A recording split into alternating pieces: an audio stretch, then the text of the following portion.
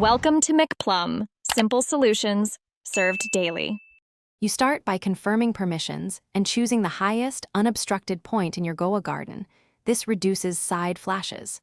Once decided, mount the lightning rod bracket on a solid surface, roof ridge or a stout pole, using corrosion-resistant fasteners because salt air speeds corrosion. Make sure to use an insulated base to prevent leakage during installation. Once the bracket is secure, fit the rod and tighten to manufacturer torque. This first step establishes a reliable interception point for strikes. You now run a continuous copper down conductor from the rod to the ground pit.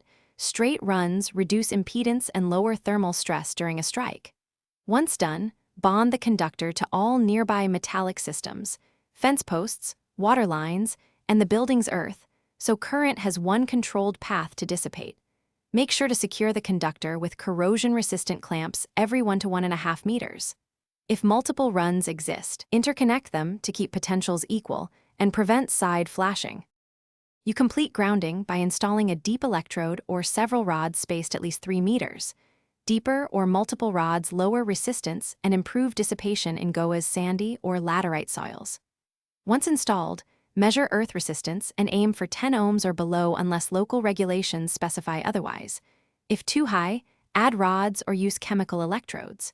Make sure to inspect all clamps, paint-free contact areas, and mechanical bonds. If readings remain poor, troubleshoot by improving soil contact. Thanks for watching. Stay juicy and subscribe.